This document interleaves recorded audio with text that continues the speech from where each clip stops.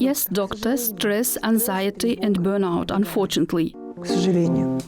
These words have become part of our everyday lives, and whenever we struggle with an unresolved issue, it's easy to blame it on some childhood trauma we never walked through. You are watching Zaman Trend on Silkway TV, and I'm Aygul Mukey. Today we are diving into the growing trend of psychology.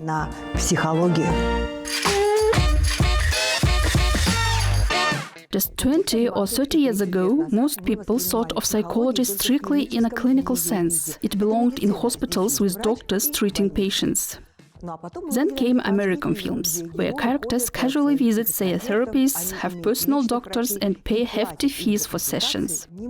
Fast forward to the 2020s and now psychologists are everywhere, broadcasting from every smartphone on YouTube and social media. They keep telling us we need to unpack our traumas and close our gestalts. We don't necessarily disagree. We just don't always know how to tell if a psychologist is actually qualified. So who should we trust? Let's figure it out.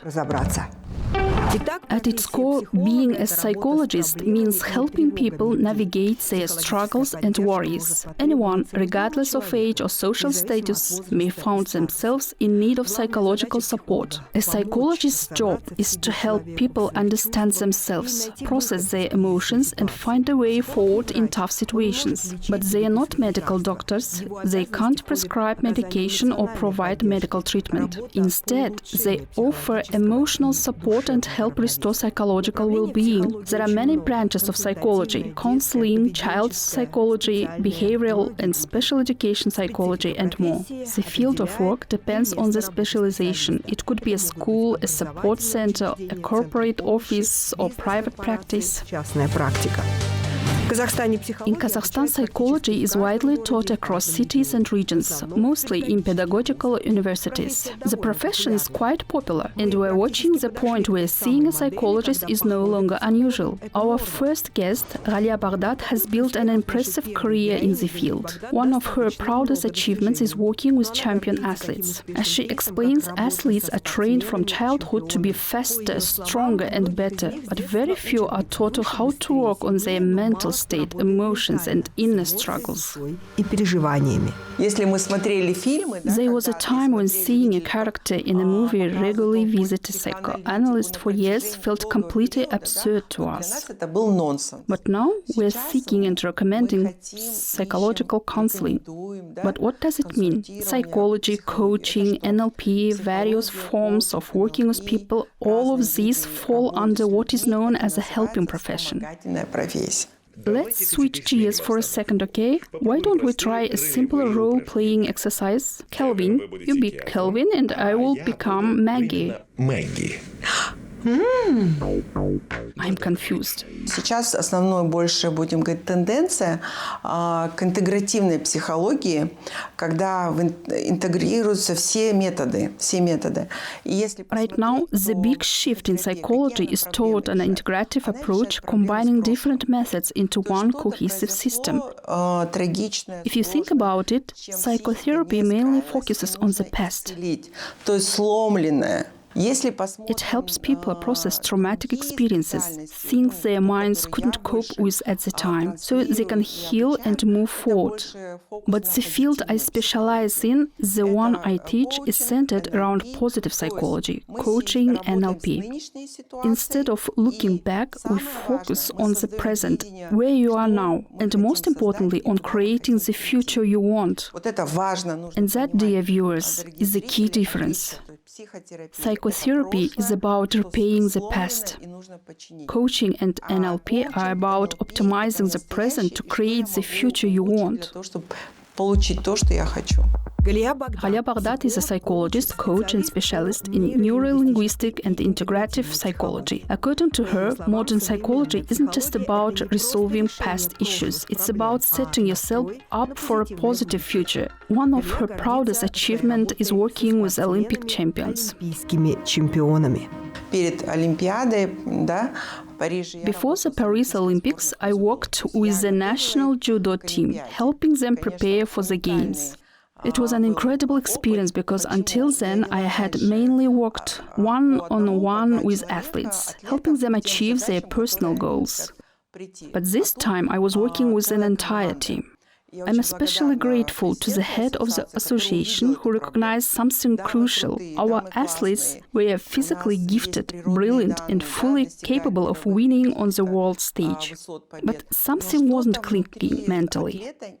At home, they were the best. Yet on the world stage, they sometimes fell short. So the question was, what was missing? Was it a mental block, a lack of motivation, something else? Our job was to identify and remove those barriers, anything standing in the way of a major victory. And I'm beyond happy with the result we saw in Paris. The national judo team delivered some of their best performances yet, proving just how vital mental preparation is in high-level competition. Lately, there's been a lot of talk about the urgent need for more child and adolescent psychologists in Kazakhstan schools and universities. The conversation really took off in the fall of 2024 after a heartbreaking event. 3 young girls in Almaty took their own lives in just 1 week. According to General Prosecutor's Office, most of these tragedies were linked to dangerous online games that the victims had downloaded onto their phones. In response, around 15,000 harmful games and links were shut down. To understand how schools are addressing this crisis, we spoke with a representative from NIC, the director of one of its schools, about the role of school psychologists in their system. Bullying is a big issue right now, but I think it's always been there.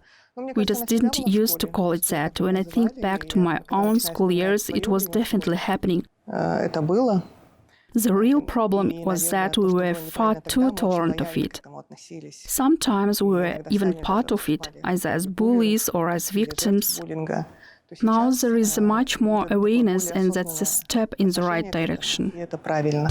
Aysel Bisenbinova, director of Nazarbayev Intellectual School of Physics and Mathematics in Astana, says that psychological support is a top priority at her school. Aysel explains that studying at intellectual schools can be tough, so it's crucial for students to have a solid support network from schools, psychologists to parents.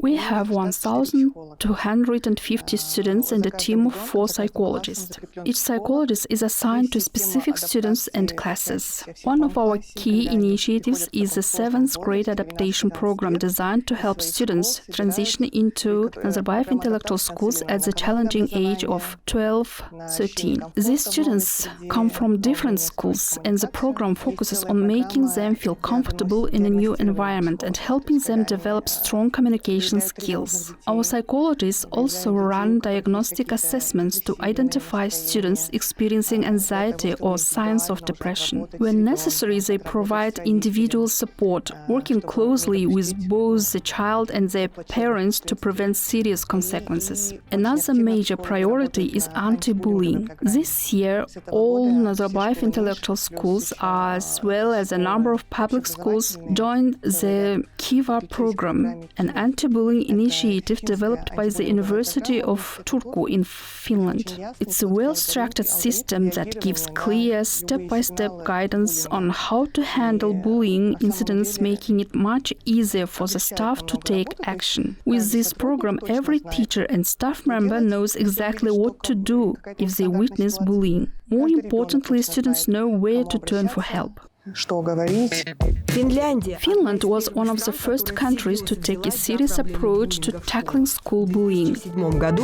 In 2007, researchers from the University of Turku developed Kiva, a program whose name translates to cool in Finnish.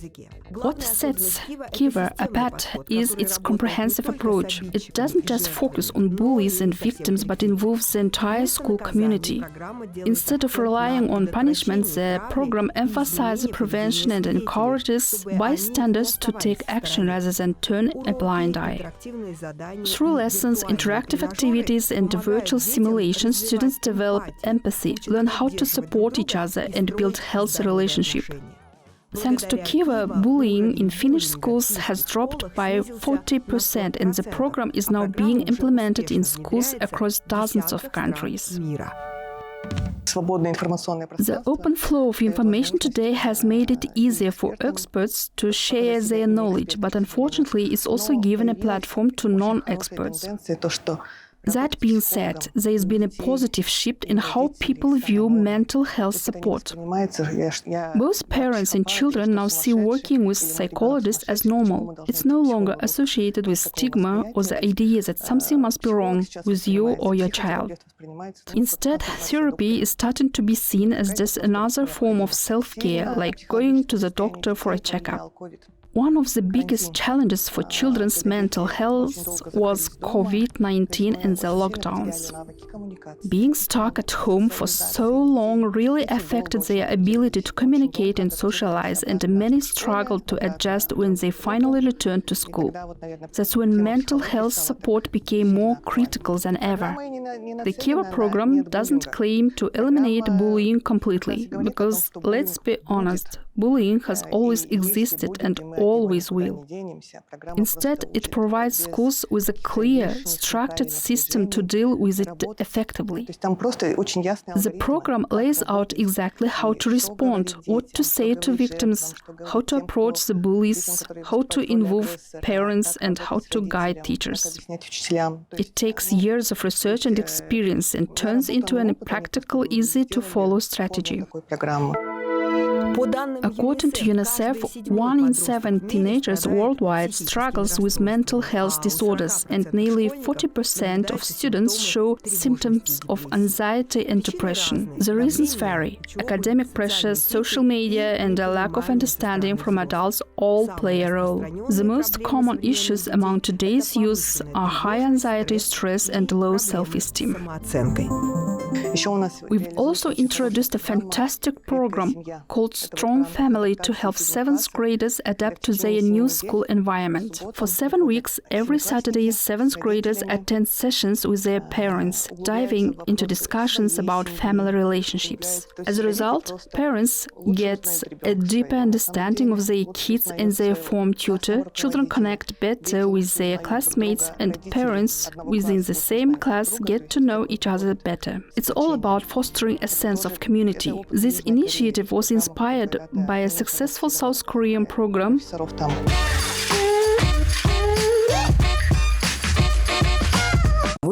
You work with students and young people, right? Yeah, for the most part. The majority of my clients are university students, but I also have a private practice where I work with teenagers and as well as adults in their 30s and 40s.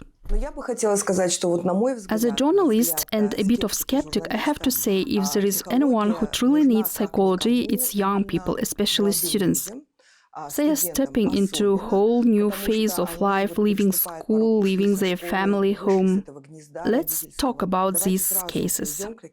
Imagine a student who was the top of their class in high school. They get accepted into a top university in Astana or Almaty, meaning they've essentially won the lottery. But then they arrive and realize everyone else here is just as talented, if not more. It's kind of trauma, right? Exactly. They start comparing themselves to others. Back home, they may not have had anyone to measure themselves against. But in this new environment, those comparisons become inevitable and often painful. Vladimir Yevdokimov is a practicing psychologist who counsels students at the University of Arts in Astana. His work is based on modern, evidence-based psychotherapy, including cognitive behavioral therapy, acceptance and commitment therapy, and dialectical behavior therapy. He helps young people manage stress, anxiety, and the challenges of finding their identity in the creative world. So, what should they tell their kids in this situation? Should they say, "You are not the best, you are just average like everyone else"? That seems to go against the usual advice: to raise a child as a leader, to encourage them by saying, "You are special, you'll go far." But what happens when they realize they are surrounded by other leaders? How do you prepare them for that? Тут опять же момент такой. Well, every parent is different. Some parents don't say you are the best. They say you are a king? Нет, ты самый худший. Есть и такое. No, more like the opposite. Some parents make their children feel like they are the worst. То лучше пусть они говорят вот так. And between those two extremes, if I had to choose, I'd rather parents tell their kids, you are great, you'll succeed. Parents should also help their children understand that success doesn't come from desire alone. No matter what field you are in, you have to put in the work step by step and keep growing. The healthiest mindset is balance. Instead of raising a child to think I'm the best or I'm the worst, they should grow up knowing I am capable. I have value. And so does everyone else. The idea is that all people are good. That's the kind of healthy, adaptive mindset a child should have. Cognitive behavioral therapy, the method I specialize in, has been studied extensively, and research consistently proves its effectiveness in treating a wide range of mental health issues. Some of the earliest CBT studies compared it to antidepressants, and surprisingly, the results were almost identical. The key difference: when people stopped taking antidepressants, their depression often came back, but those who had undergone CBT saw long-term improvements. So in terms of effectiveness, CBT is on par with the strongest antidepressants, but with effects that last much longer.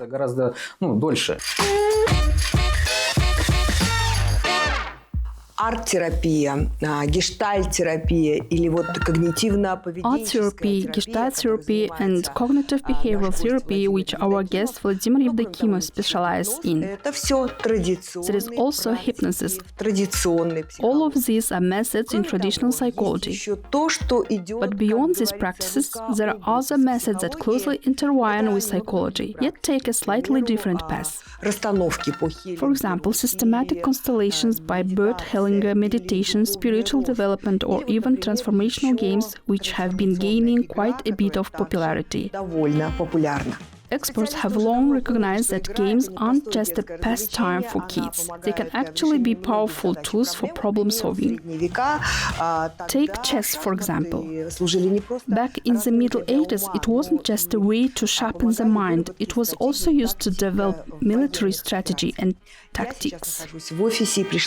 Right now, I am visiting Asel Aliyeva at her office, where she's going to share her perspective on transformational games. So what exactly is it? A board game, cards, stones? Walk me through it. Well, back in 2015, transformational games started gaining popularity, largely thanks to Robert Kiyosaki, a well-known psychologist, writer, and coach. His game Cash Flow took off worldwide, drawing in business leaders, politicians, housewives, and so on. These games tap into different aspects of life: coaching, social dynamics, and the limiting beliefs that hold us back. The idea is to help players find answers to their own questions, but the facilitator doesn't give you ready-made solutions. Instead, the game guides you toward your own insights through the cards. Asel Aliyeva is an expert in personal development and the creator of the transformational game Gaia. She believes that the real change only happens through action. Her game helps people gain clarity on life's big questions, whether it's finding their true calling, improving their financial situation, building better relationships, or achieving success in business. But it's not just about deep reflection. Asel's method ensures that players walk away with a clear action plan. All right, let's play. What do I need to do? Смотрите, вам нужно, вы можете, например, взять какой-то предмет, который вам нравится, и вот вы его видите, и вы можете его Взять кубик. It's simple. Just roll the dice. I got a 20. That means you move along the inner circle and land right back here. You've drawn a guides card. Am I supposed to focus on a particular sort of question? Yes, you can set an intention before playing, but it's totally optional. If you have something specific in mind, like growing your business or figuring out personal issue, you can focus on that. Do I have to say it loud? Not at all. Transformational games first emerged in the 1970s as a tool for personal growth and self-discovery. Today, they help people find answers to key life questions, whether it's career, finance, relationships, or life purpose. Some of the most well-known games include Lila, The Wheel of Balance, and Cash Flow. But these aren't just games in traditional sense. They are designed to help players take the steps they need to transform their lives. Psychology is a huge trend right now, but it's not so straightforward. There's a lot of debate around it, especially when we are not talking about traditional psychology, but something like, what do you do? I mean, we're having a nice chat right now, but someone else might say this is all nonsense. I believe a person's free will is sacred. The important thing is that people have a choice. And that's totally fine. I respect every opinion. I believe a person's free will is sacred. The important thing is that people have a choice. I never claim to be a psychologist and I don't introduce myself as one. My role is to gently guide people, always working alongside psychologists. It's a bit like medicine. There is a surgeon who performs the operation and there is a specialist who helps with recovery. What I do is more a soft, supportive force that helps people find their own answers. In fact, after playing the game, 90% of the time I refer people to a psychologist. Unfortunately, therapy still carries a stigma in our culture. A lot of adults, both men and women, see it as something shameful or unnecessary. What kind of issues do women usually come to you with? It's often women who've been out of the corporate world for a while. Maybe they had kids and spent years on maternity leave. It's often women who've been out of the corporate world for a while. Maybe they had kids and spent years on maternity leave. Then suddenly time has passed, the world has moved forward at full speed and they find themselves wondering, where do I go from here? Do I go back to my old job or do I start something completely new? For most people, about 90%, it's really about figuring out where they are right now and what direction to take next. The game helps them get unstuck, to start moving again, because deep down we already know what we need to do. We know how to lose weight, eat right, exercise, burn more calories than we consume, but do we actually do it? We don't. Exactly. The game helps people break out of that cycle. It helps them build a concrete action plan for achieving their goal. When they leave the game, they walk away with a clear roadmap of what they need to do next. It's true for everything in life. It is. What advice would you give our viewers? I'd put it this way. Whenever you are dealing with a problem, you really only have 4 options. That's it. No more. First, you can solve it. Second, you can change the way you look at it. Third, you can accept it. And fourth, you can keep suffering. Now, funnily enough, people seem to have no trouble at all choosing that last one. But when it comes to the first 3, that's where a psychologist can really help. Whether it's figuring out a solution, shifting your perspective, or learning to make peace with the solution. Well, I'd like to encourage our viewers to face their problems and walk through them. Finding solutions, changing your mindset, accepting reality, these are tough things to do on your own. And that's exactly why having professional support can make all the difference. В первую очередь, это взять ответственность за свою жизнь.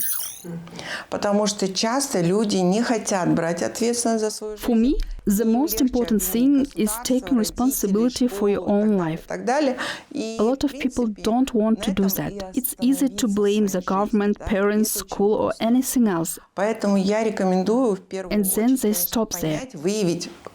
That's a real tragedy. So first, you need to figure out what exactly your issue is. If you are feeling stuck, maybe you need a coach, a better environment, or simply a clear sense of direction. какую-то сложную But ситуацию if you've жизни, been through something really painful, a loss, a divorce, which is a loss in its own way, trauma, abuse, healing doesn't happen overnight. Конечно, это надо It's a process. It И это не takes происходит time. так волшебным образом, это длительный путь. Общаясь сегодня с нашими героями, мы еще раз убедились в том, что After today's conversation, one thing is clear. Our soul needs just as much care as your body. и если она болит, And when it's hurting, we need to treat it with compassion, rest, and the guidance of real professionals. Not self-proclaimed experts, but people who truly know their work, loves what they do, and puts their heart into it. профессионально. Это была программа This has been the Zaman Trend on Silkway TV channel. Я прощаюсь с вами. Wishing you all the best until next time. До встречи.